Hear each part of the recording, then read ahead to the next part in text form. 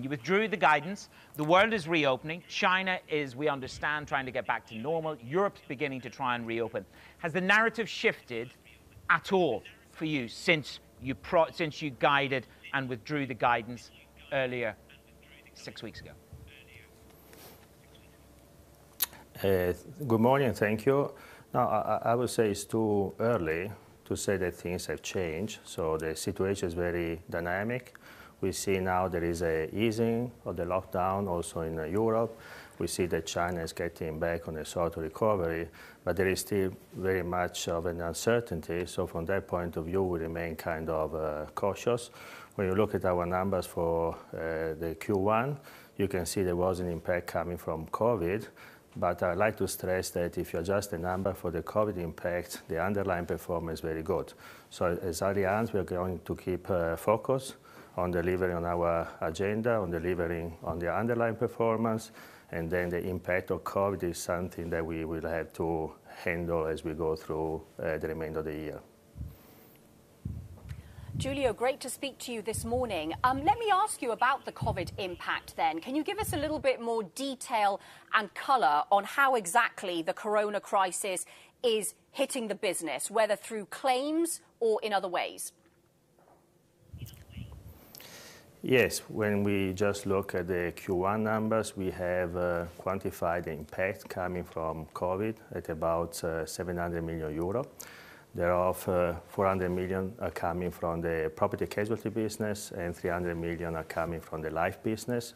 On the life business, it's all about the turbulences on the capital markets. When we come to the property casualty business, half of the 400 million losses are from underwriting and they are coming from entertainment. So that's our line of business in our industrial operations. And then I would say the other half is coming from business interruption, business closure. We have still other impacts in other lines of businesses, but they are kind of offsetting each other. So I would say entertainment is definitely a driver of the losses that we see in Q1, and also business interruption is a driver for what we saw in Q1. Giulio, Guido, can we talk about the asset management business? You talk about an outflow in terms of the negative effects on the outflow, 107.6 billion euros and net outflows of 46 billion, mostly in the month of March.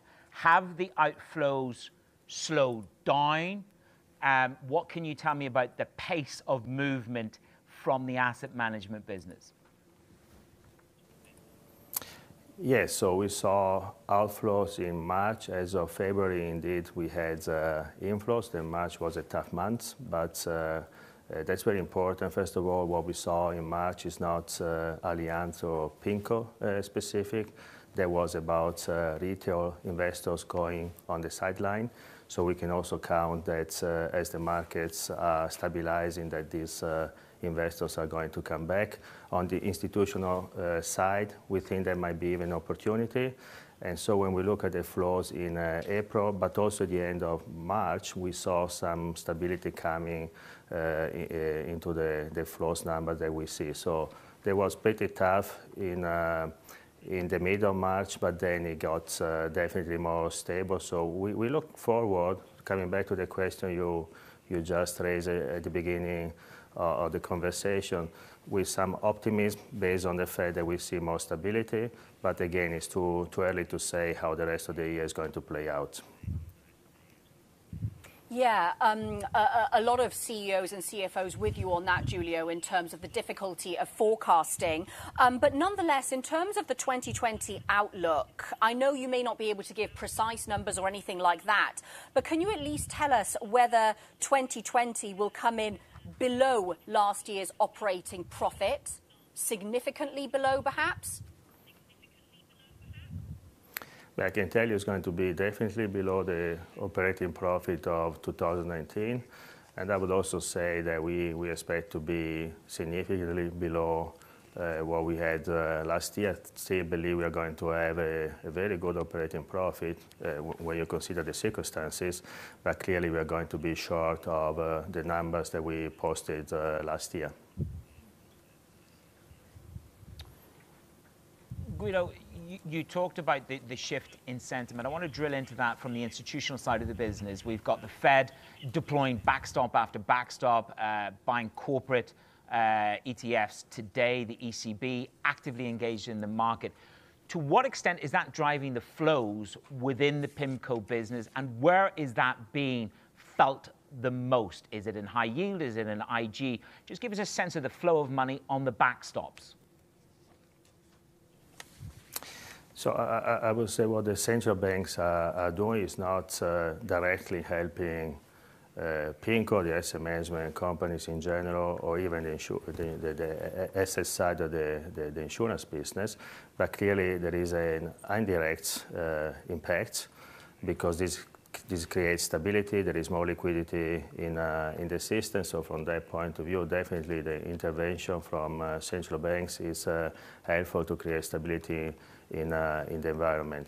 Coming to our asset management operation, as I was saying before, the outflows were mostly on the retail side. So I think the stability that the central banks are bringing to the system is going to help to restore investor confidence on the retail side and bring back those flows as we go through the rest of the year. Giulio, the German plan whereby the government will backstop losses of 30 billion euros for commercial credit insurers this year, and in return insurers will surrender 65% of their premiums to the government while continuing to provide coverage. I'm wondering whether Allianz is working on credit insurer deals like that in Germany in other countries.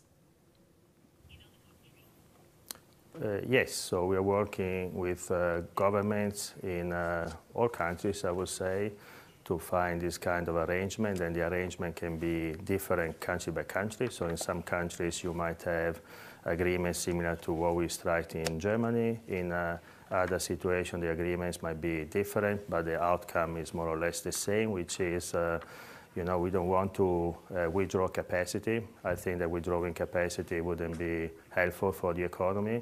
On the other side, clearly, we cannot sit on an amount of risk that would be too large. So that's a classical situation where governments and insurance companies had to come together and find a solution which is the best for the ecosystem. Guido, just to close on that, obviously the credit backstop that Germany has employed was warmly welcomed. Do you see that being highly likely to be extended into 2021? Is it going to be necessary? It's hard for me to say. I hope it's not going to be necessary. And now speaking now from an Allianz point of view, I really hope that next year the world is going to be back to normal, because we are dealing here with a disease which is also affecting people's life. So from that point of view, I hope it's not going to be the case. But I cannot exclude that if we have really also a second wave of coronavirus. This is something that people are kind of debating. I cannot exclude that we might be in a situation where we will have to come to some sort of agreement like this also for 2021.